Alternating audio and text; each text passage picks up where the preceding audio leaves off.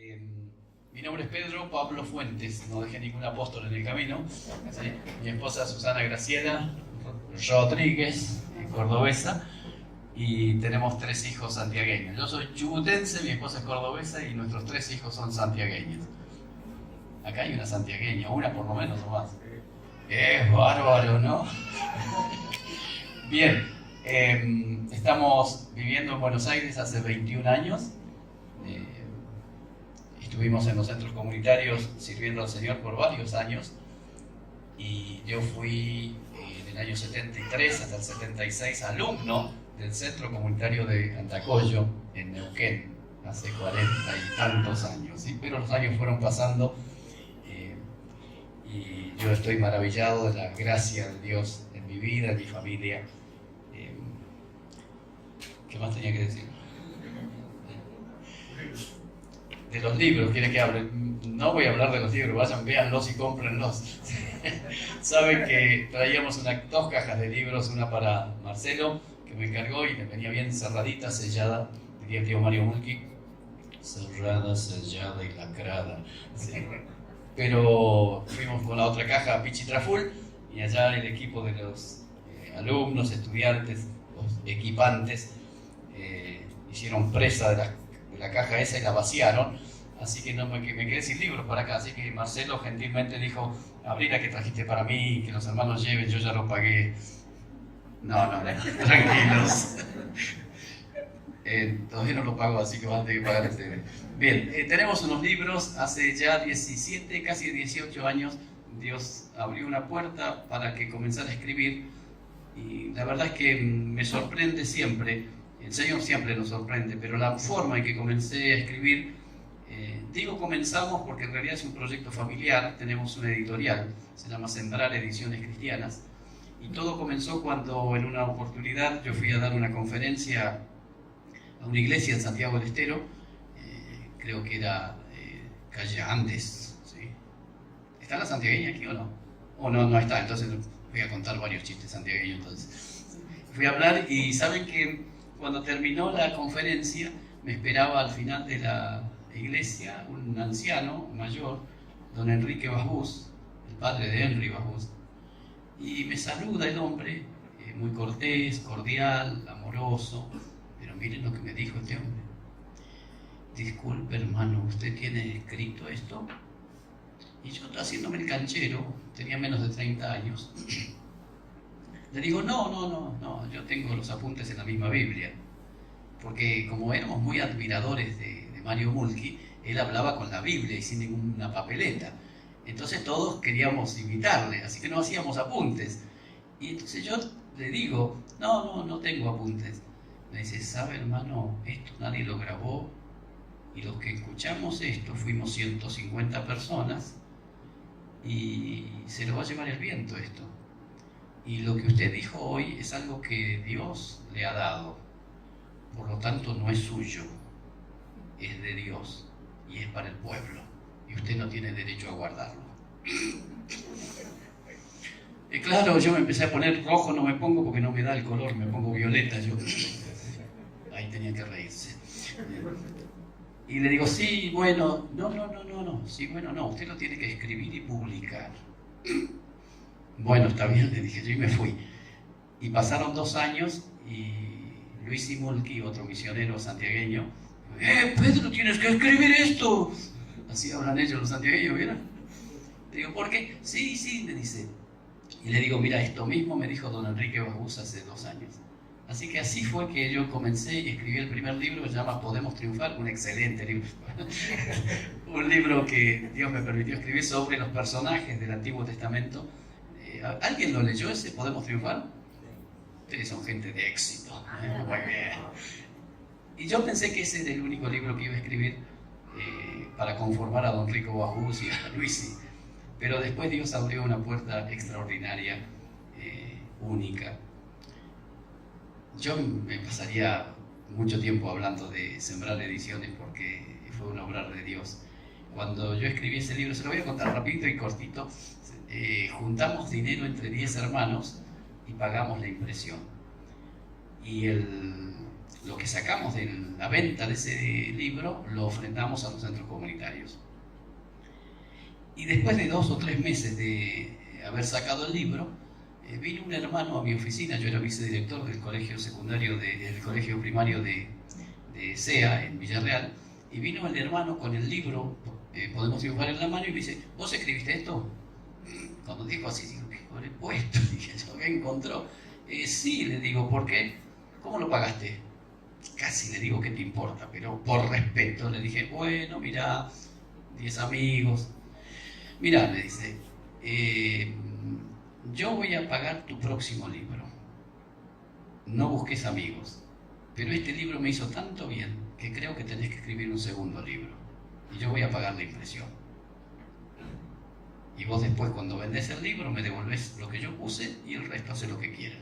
Por eso después compramos una Audi.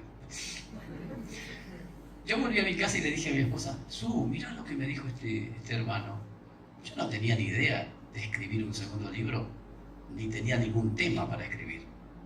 Así que nos pusimos a orar y allí nació Entre Hermanos, una relación edificante.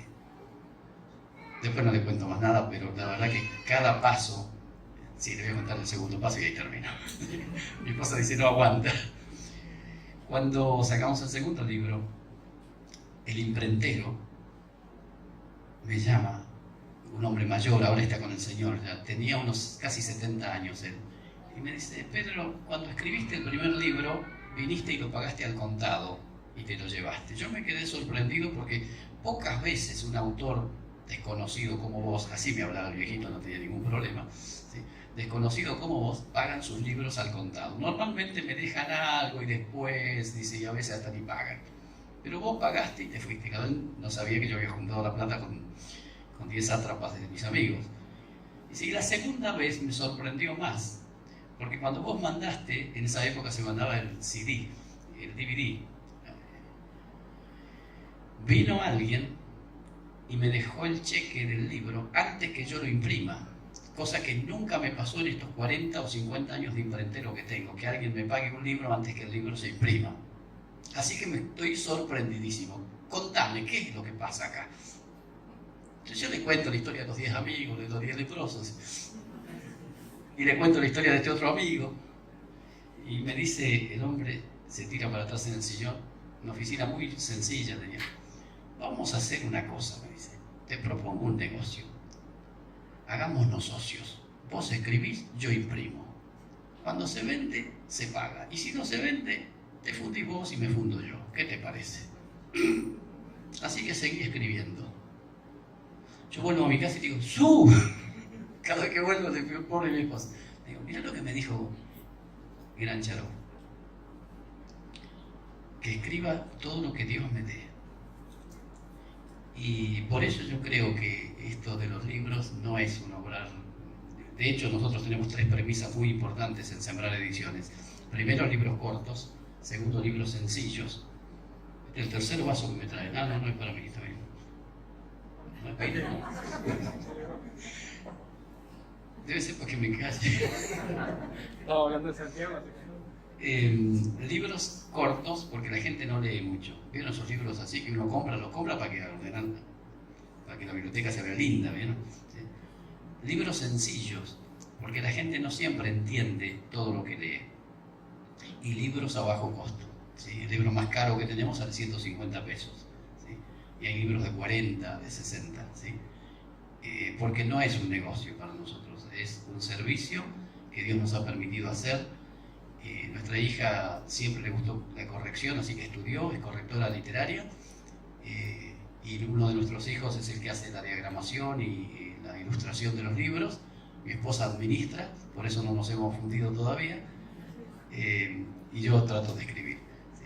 Así que, y la escritura en realidad son sermones o estudios bíblicos para el pueblo de Dios, ¿sí? Así que si se acuerdan, oren, y si leen algún libro y les gusta, den gracias a Dios, y si no, oren para que no escriba más. Bien, pero no vine aquí a promocionar Sembrar Ediciones, pero después a la salida les vamos a dar algo. Estaba pensando que todos nosotros nos agrada ser hombres y mujeres que lleguen a las metas, a los propósitos que Dios tiene para nosotros. Lograr algo en la vida.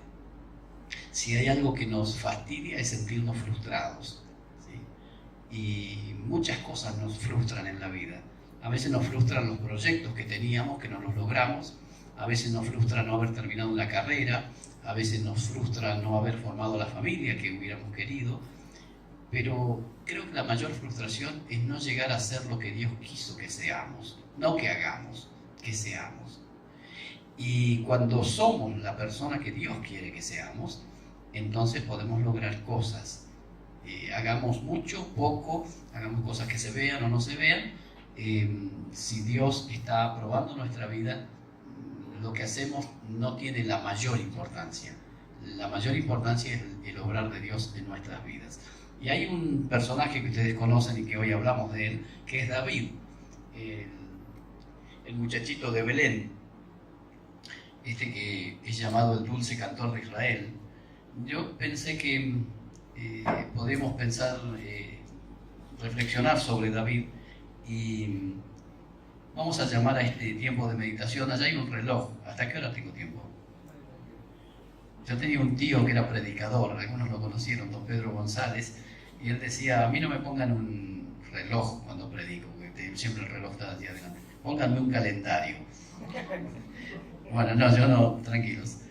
Pero este tiempo que vamos a reflexionar, vamos a pensar en la escuela de formación que tiene David. Y yo creo que tiene 3 escuelas David. La primera es la escuela de las majadas. La segunda es la escuela de las batallas. Y la tercera es la escuela de la corona. No vamos a poder recorrer las 3 escuelas, pero vamos a quedarnos por lo menos con la primera. La escuela de las majadas. La palabra majada en la Biblia tiene 2 sentidos. En Oriente tiene 2 sentidos. La palabra majada, acá en el sur se utiliza mucho. Llevó la majada a tal lugar, ¿verdad? La majada es el piño, ¿sí? Los animales que van yendo y viniendo, que el pastor los lleva y los trae. Pero la segunda acepción es: la majada es el lugar donde duermen las ovejas, lo que nosotros llamamos el corral, ¿sí? Cuidar la majada es cuidar donde las ovejas van a estar, ¿sí?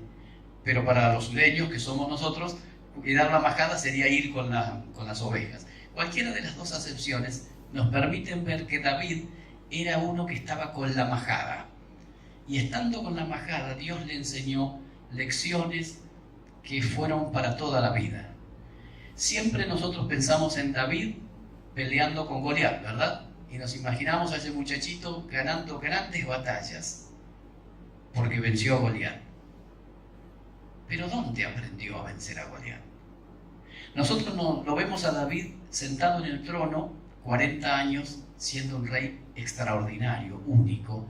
Nunca David perdió una batalla. Siempre triunfó. Y entonces uno dice: ¿dónde aprendió David las estrategias de la guerra? Y en la escuela de las majadas. Uno lee los salmos de David, el salterio, el himnario del pueblo de Israel. Y algún peregrino por allí se imagina a David con un iPad a la noche mirando las estrellas y escribiendo allí. Nada de eso. Uno escucha casi la melodía de los salmos, y los músicos, porque David era fabricante de instrumentos y era el dulce cantor, y quizás algún músico se imagina a David allí en su cuarto, encerrado, ¿sí? Nada de eso. David es un hombre que aprende sus lecciones en las majadas. Así que vamos a recorrer, porque por lo menos 5 veces aparecen las ovejas de David, que no son las ovejas de David, son las ovejas de su padre. Y vamos a ver capítulo 16 de 1 Samuel. Vamos a leer textos salteados, Samuel 16 y Samuel 17. Hay allí algunas expresiones que nos van a recordar las 5 lecciones que este muchachito de Belén tiene que aprender, y que las aprendió y que aprobó cada una de estas lecciones. Capítulo 16, versículo 7 en adelante. Ustedes recuerdan, Samuel va a elegir al segundo rey porque Saúl es desechado, y va a la casa de Isaí, a Belén, y dice que Jehová le dijo: no mires a a su parecer, ni a lo alto. Perdón, vamos a leer el texto número 6. Y aconteció que cuando ellos vinieron, él vio a Eliab. Samuel vio a Eliab y dijo: de cierto delante de Jehová está su ungido, porque iba a elegir al segundo rey. Y viene el primer muchacho, Eliab, grandote, alto. Para mí es un gran consuelo esta historia, porque al más alto le dijeron: no, este no, entonces lo saca pecho. ¿Sí? Versículo 7, y Jehová respondió a Samuel: no mires a su parecer ni a lo grande de su estatura, porque yo lo desecho, porque Jehová no mira lo que mira el hombre, pues el hombre mira lo que está delante de sus ojos, pero Jehová mira el corazón. Entonces llamó Isaí a Abinadab y lo hizo pasar delante de Samuel, el cual dijo: tampoco este ha escogido Jehová. E hizo pasar luego Isaí a Sama, y él dijo: tampoco a este ha elegido Jehová. E hizo pasar Isaí 7 hijos suyos delante de Samuel. Pero Samuel dijo a Isaí: Jehová no ha elegido a estos. ¿Cuántos pasaron? 7. Entonces dijo Samuel a Isaí: ¿son estos todos tus hijos? Isaí respondió. Se lo voy a leer como pareciera que fue el tonito de Isaí. Queda aún el menor, que apacienta las ovejas, ni vale la pena llamarlo. ¿Verdad que dice así? No dice ni vale la pena, pero no, que queda aún el menor, que está con las ovejas. Y dijo Samuel a Isaí: envía por él, porque no nos sentaremos a la mesa hasta que él venga aquí. O sea, no vamos a almorzar hasta que no venga. Entonces los muchachos se vieron y dijeron: che, búsquenlo a David rápido. Sí. El corderito debe haber estado allá listo para comerse. ¿Cuántos hijos tenía Isaí? 8. Uno estaba cuidando ovejas. Quiero hacerles una pregunta. ¿Por qué creen que Isaí sabía que David estaba cuidando ovejas? Pueden contestar. ¿Por qué Isaí, el padre de David, sabía que David estaba cuidando ovejas? Es re fácil la respuesta. ¿Qué? No escucho. Porque Isaí lo había mandado. Y como Isaí lo había mandado, ¿qué hacía David? Mire qué sencillo que es. Carlitos Balá decía: el movimiento se demuestra andando. Lo había mandado y él había ido. Así de sencillo. Esa es la primera lección que aprende David en la escuela de las majadas: obediencia. Ahora, cuando uno habla de obediencia, a veces aparece alguno de estos místicos, no sé si aquí hay, pero yo como no los conozco y me voy mañana a la mañana, lo digo y chao. ¿Vieron esa gente mística que dice: sí, hay que obedecer al Señor? Ay, sí, a mí obedecer me encanta. Y hasta ponen voces, ¿vieron? Sí, cierran los ojos, sí, parece que se elevan, ¿sí? Porque obedecer al Señor, y no siempre obedecer al Señor es tan. Porque obedecer significa renunciar a tu propia voluntad. Porque obedecer significa reconocer a otro como superior. Porque obedecer significa hacer algo que yo no tenía ni siquiera planeado por ahí hacer. Obedecer es hacer la orden de otro. Y David está cuidando ovejas. Quiero hacer alguna pregunta más. ¿Ustedes saben cuántas ovejas cuidaba David? La Biblia lo dice. No sé si leyeron todo el libro de Samuel, allí aparece. ¿Cuántas ovejas? Pocas.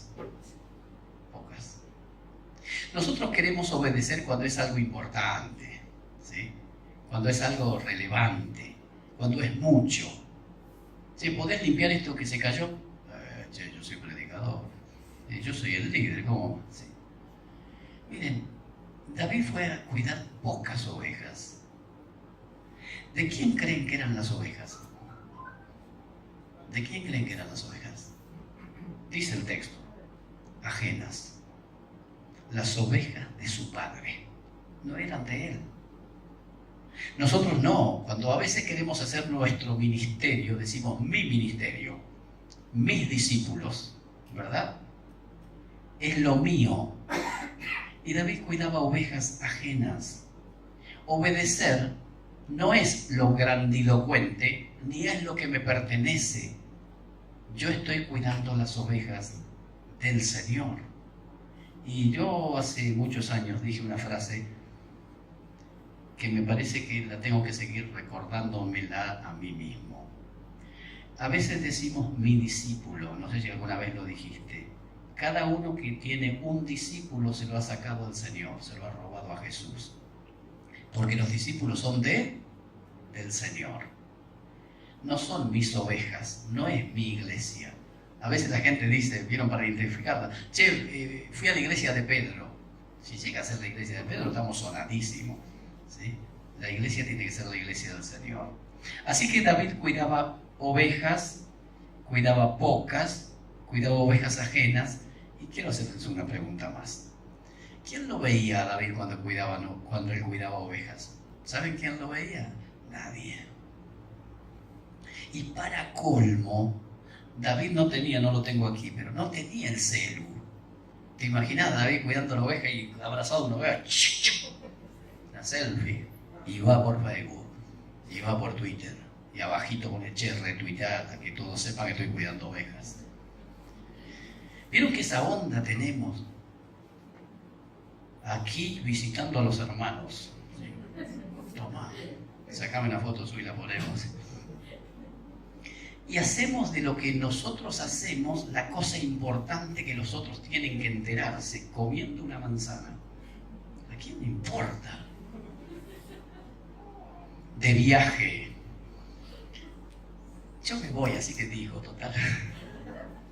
El aniversario con mi esposa, aquí con el regalo a mi esposa. Se le dio a mi esposa, ¿qué le importa a los demás del regalo?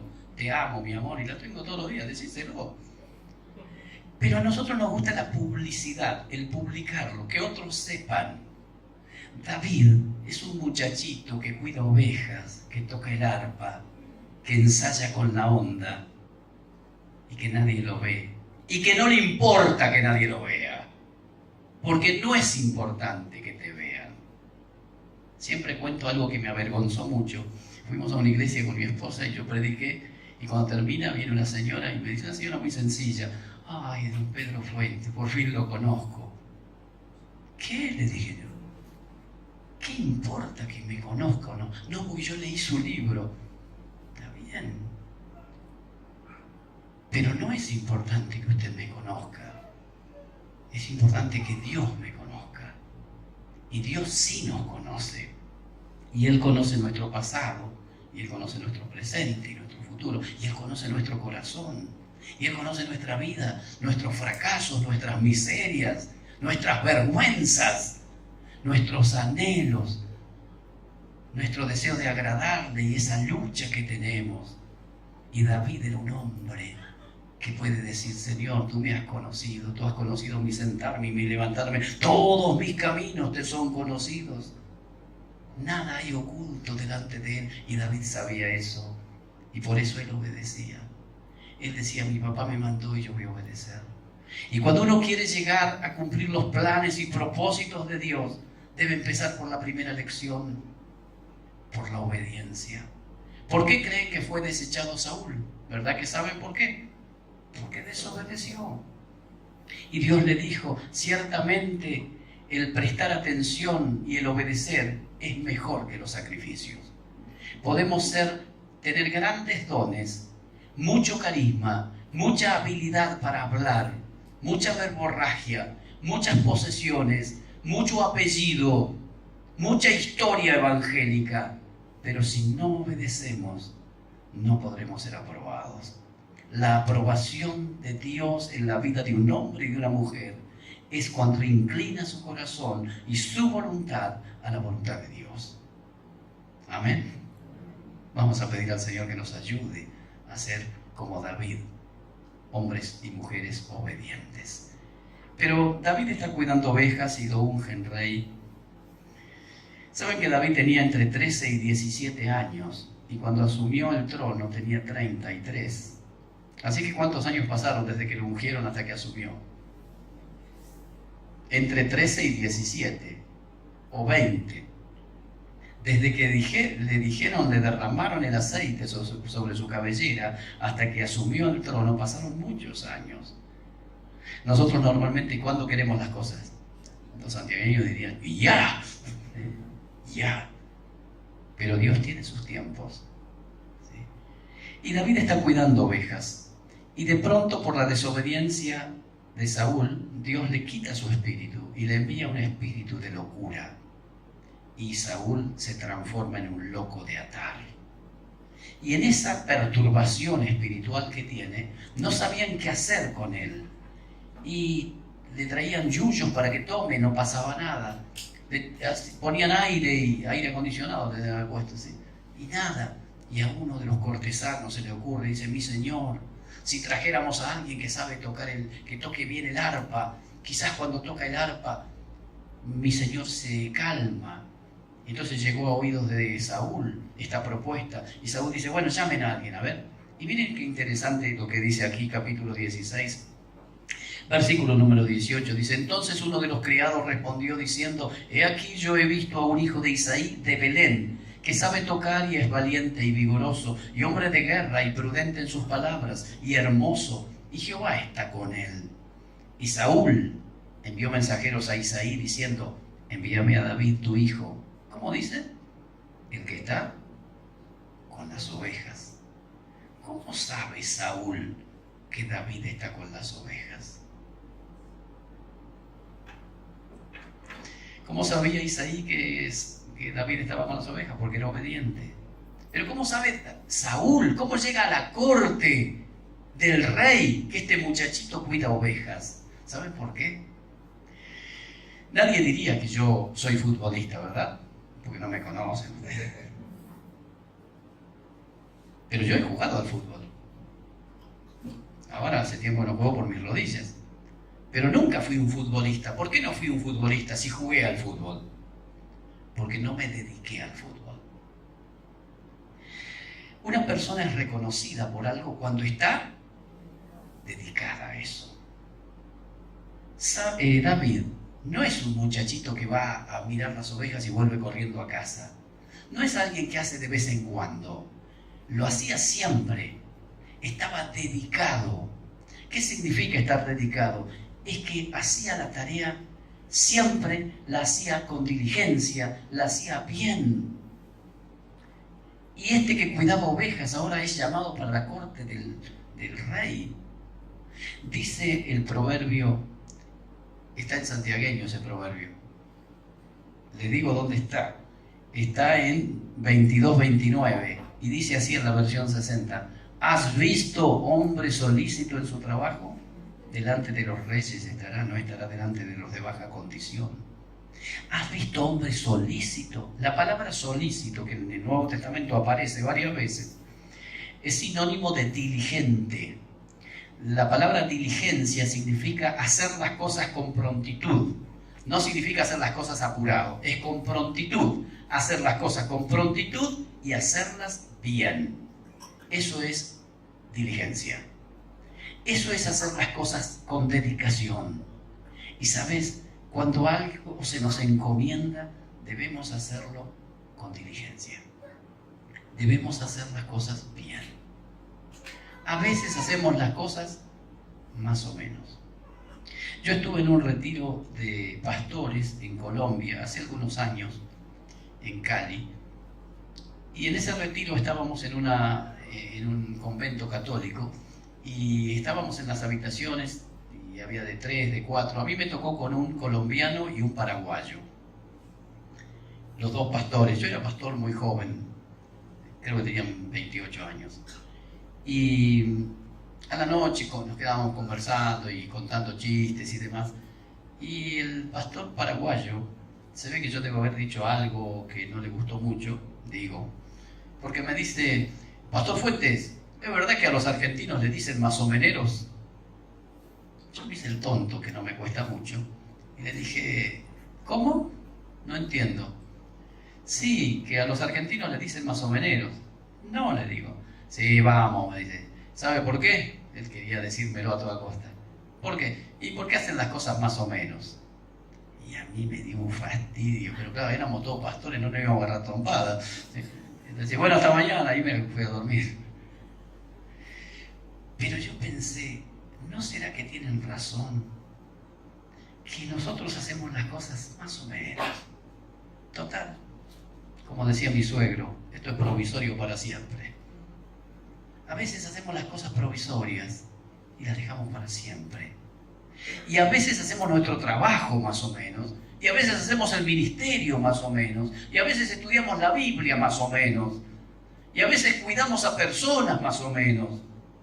David hacía bien su trabajo. Tan bien lo hacía que adquirió la fama de ser el pastorcito de Belén. Y yo quiero decirte, hermano querido, y me lo digo a mí mismo, lo que Dios me encomendó, sea poco, sea mucho, lo vean o no lo vean, lo voy a hacer bien. Lo voy a hacer bien.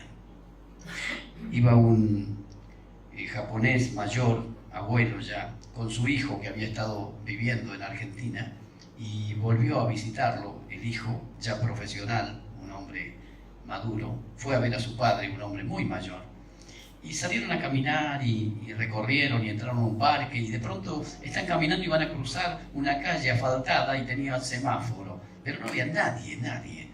Entonces van a cruzar y está en rojo el semáforo. Entonces el padre, ancianito, le dice al hijo, esperamos.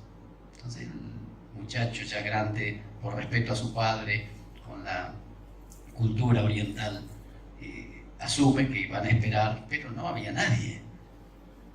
Y el semáforo se tarda, entonces el muchacho ya un poco fastidiado dice, vamos a cruzar, total no hay nadie. No, está en rojo, le dice el padre. Y esperan. Y el semáforo no se cambiaba.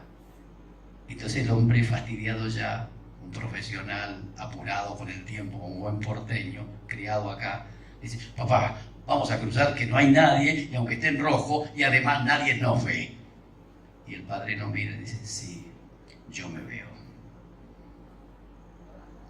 Nosotros tenemos que hacer las cosas bien, no porque nos ven. Yo me veo. Y yo no quiero ser un mediocre. Esa palabra a mí me fastidia tanto. La he estudiado varias veces. Tengo un par de libros sobre la mediocridad. Tengo uno de José Ingenieros, El hombre mediocre. Y tengo otro de Charles Swindoll, Cómo vivir sobre el nivel de la mediocridad. Y tengo otro excelente, Podemos triunfar. Ese es uno de los mejores. ¿Sí? Tenía que reírse ahí. ¿Sí? Pero yo hablo de la mediocridad porque es una ofensa a una persona que quiere hacer las cosas bien. Ser mediocre no es algo que Dios apruebe. No es algo que admiramos. No es algo que quisiéramos hacer, que quisiéramos ser.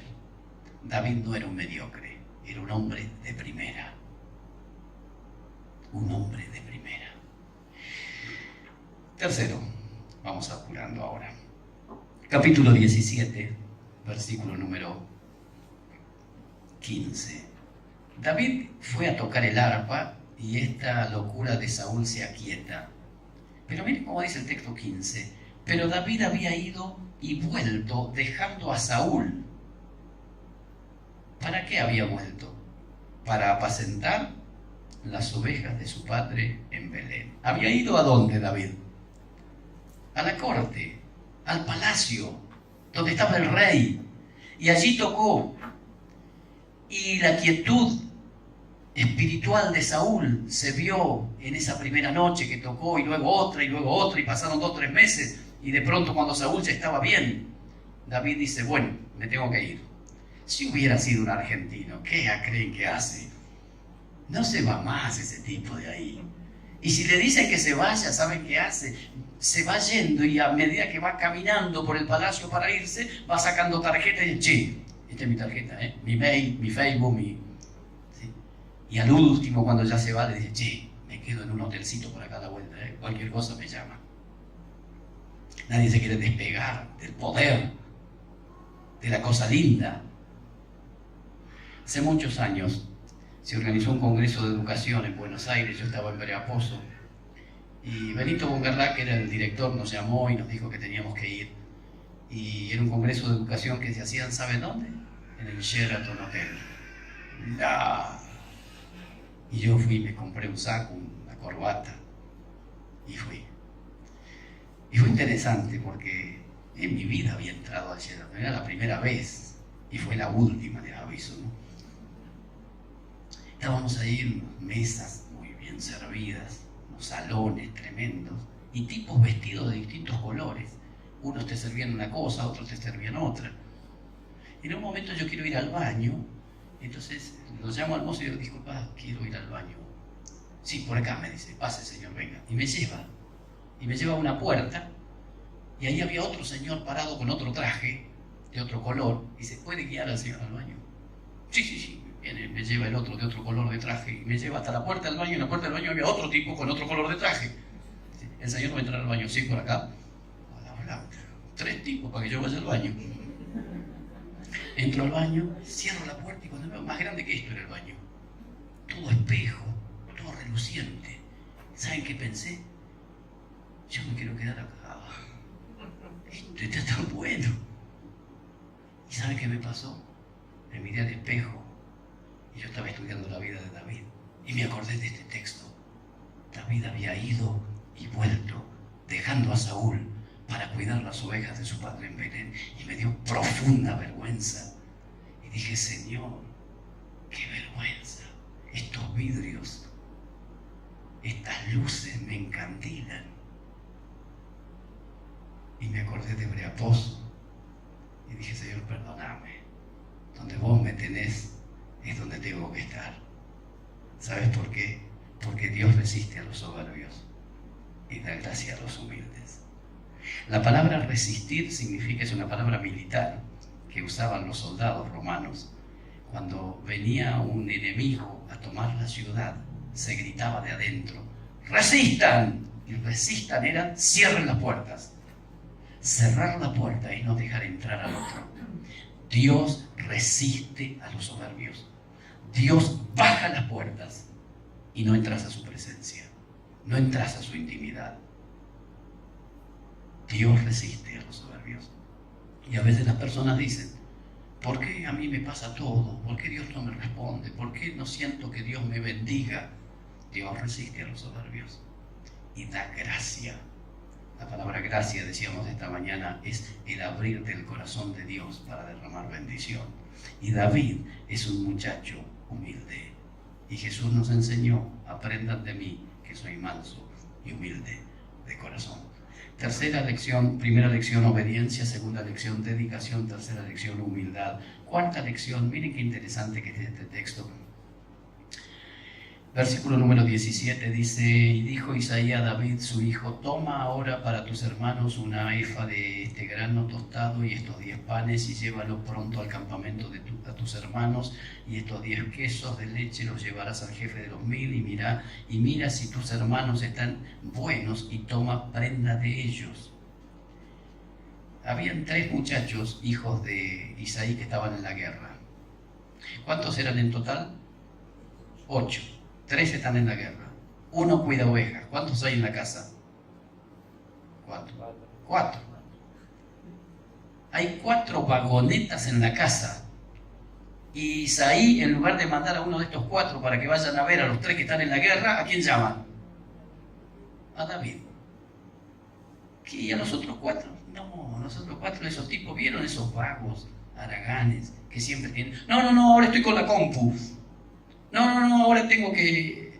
Y siempre tienen una excusa para no hacer lo que se les pide.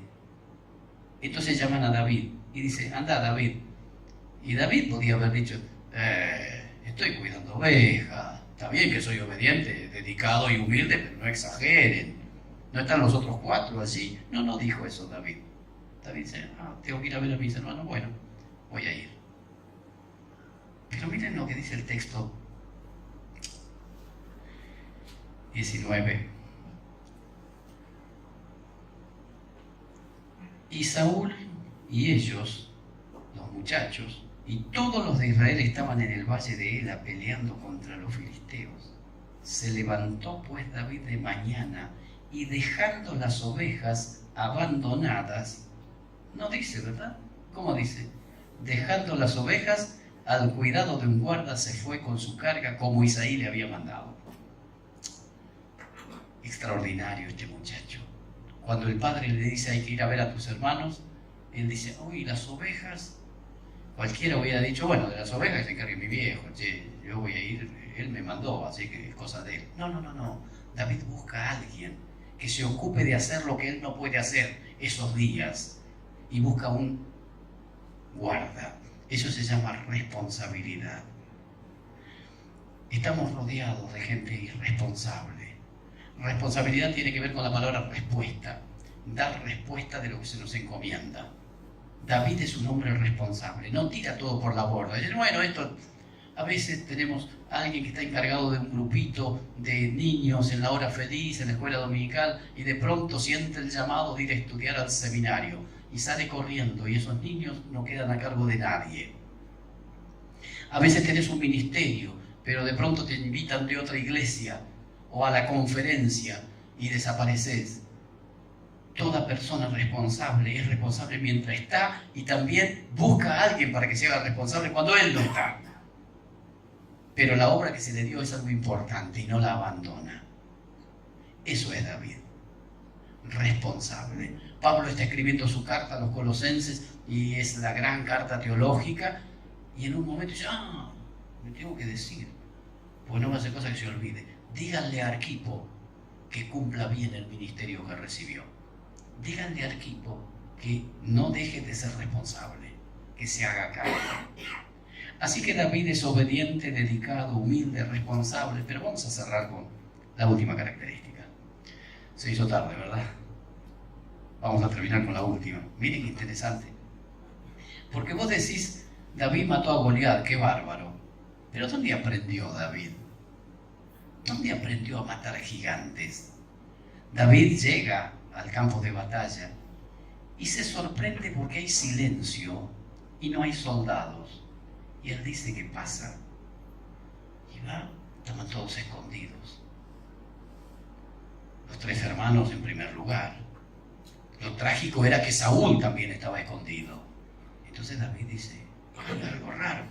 Y de pronto se oye la voz de aquel hombre que con voz de estruendo grita, ¿hay alguien ahí? Así se despiertan. Y hace un desafío. Si el que pelea conmigo y me gana, somos todos siervos de ustedes. Pero si yo le gano, ustedes son siervos nuestros. Ja, ja, ja. Con la flauta. Y David dice, ¿y los soldados? Ninguno. Entonces David dice, yo voy a pelear. Y primero se encuentra con los hermanos. Y le dice, yo voy a pelear. Oh, ¿qué haces acá, metidito? ¿Con quién dejaste las pocas ovejas?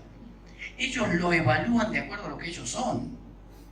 Seguro las dejaste abandonadas. ¿Vieron que le dicen así? Porque ellos eran así. ¿Y qué venís acá a hacerte el cocorito? Y David, ¿saben qué hace con esa discusión de sus hermanos? ¿Saben qué hace? Nada. Porque nadie que sea sabio se entretiene en peleas innecesarias. Pablo dice, yo he peleado la buena batalla. Hay batallas que son buenas y hay otras batallas que no valen la pena pelearlas. Porque no son las batallas que Dios me pidió que haga, que pelee. Y Dios no le pidió a David que pelee la batalla con sus hermanos. Así que David sigue viaje.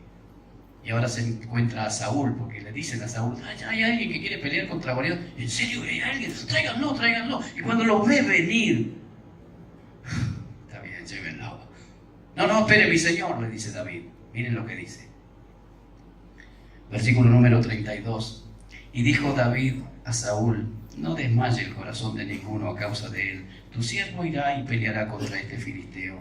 Dijo Saúl a David, no podrás tú ir contra este filisteo para pelear con él, porque tú eres muchacho. ¿Tenía razón Saúl? Sí. Y él es un hombre de guerra desde su juventud. ¿Tenía razón? Sí. David respondió a Saúl, tu siervo era pastor de las ovejas de su padre. A mí me conmueve, porque Saúl, que está en otra dimensión, está en la dimensión de un hombre torpe, necio, terco, desobediente, viejo pero no sabio. Y cuando lo escucha a David, tu siervo era pastor de las ovejas de su padre, debe haber dicho, ¿qué tiene que ver cuidar ovejas con matar gigantes? ¿Qué tiene que ver andar con la majada que estar en las filas del ejército? Tu siervo era pastor de las ovejas de su padre, y cuando venía un león o un oso y tomaba algún cordero de la majada, salía yo tras él y lo hería y lo libraba de su boca, y si se levantaba contra mí, yo le echaba mano de la quijada y lo hería y lo mataba. Escuche lo que dice, fuese león, fuese oso, tu siervo lo mataba, y este filisteo incircunciso será como uno de ellos, porque ha provocado al ejército del Dios viviente. Jehová, que me ha librado de las garras del león y de las garras del oso, Él también me librará de la mano de este filisteo. Y Saúl dijo a David: ve, y Jehová esté contigo. Conmovedor. ¿Qué tiene que ver que cuides ovejas? Sí, tiene que ver. ¿Sabe por qué, mi Señor? Porque cuando venían osos y leones, Dios me daba fuerza. Y aquí David hace algo que los creyentes a veces olvidamos. Hace una traspolación de lo que le sucedía cuidando ovejas con lo que le va a suceder ahora. Demasiadas veces nosotros despreciamos las experiencias que estamos viviendo. Y decimos: ¿por qué el Señor me permite tener estos vecinos? ¿Por qué me permite tener este jefe? ¿Por qué me permite tener este profesor? ¿Por qué estos hermanos que me tocaron, esta familia, este papá, estos ancianos? No.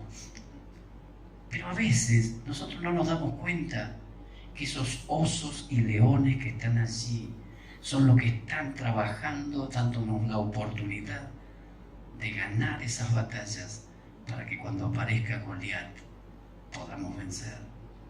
Nunca podrás vencer a Goliat si antes no venciste osos y leones, si te escapaste y saliste huyendo, si abandonaste tu ministerio porque aparecieron osos y leones, jamás vencerás a Goliat.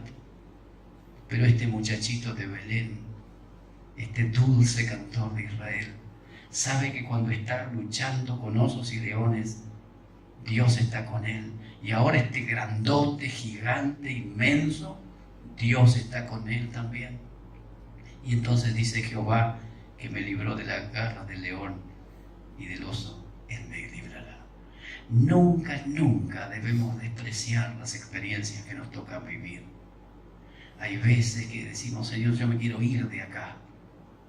Yo no quiero estar más en este curso, yo no quiero estar más en esta fábrica, yo no quiero estar más en este pueblo, yo no quiero estar más en esta iglesia. ¿Por qué? Porque hay muchos osos y leones. No huyas. No significa que David, cada vez que venía un oso y león, decía: otro oso, otro león. No, se moría de miedo. Estaba solo, era un muchachito. Pero él decía: la oveja vale. Lo que Dios me encomendó, lo que mi padre me encomendó, vale la pena. Y arriesgaba su pellejo. Y Dios le daba victoria. Por eso David escribe estos salmos preciosos. Aunque un ejército acampe contra mí, no temerá mi corazón. Y aunque contra mí se levante guerra, yo estaré confiado. Y cuando David encuentra que hay muchos enemigos, dice: alzaré mis ojos a los montes. ¿De dónde vendrá mi socorro? Mi socorro viene de Dios, que hizo los cielos y la tierra. Ese es David. Ese es el Dios de David. Y la experiencia le sirvió para matar a Goliat. Y de allí, Saúl mató a sus miles y David a sus 10.000. Y empieza la escuela de las batallas, pero para otra ocasión. Pero ¿saben qué? Vamos a pedirle al Señor: Señor, me tenés en la escuela de las majadas. Es difícil, es dura, nadie me ve, no me felicitan, muchas veces me critican. Pero Señor, quiero ser obediente, quiero ser dedicado, quiero ser humilde, quiero ser responsable, quiero aprovechar cada experiencia que vos me permitís vivir. Vamos a orar. Querido Dios, en esta mañana te damos gracias porque hemos abierto tu palabra, y qué bien que nos hace. Pero cómo tenemos que volver tras nuestros pasos y pedirte que nos ayudes, Señor, a tener el corazón que tenía David, a ser sencillos y humildes y buscar la aprobación tuya, que es la única que cuenta. Bendícenos, Señor, en el nombre de Cristo Jesús. Amén. Muchas gracias.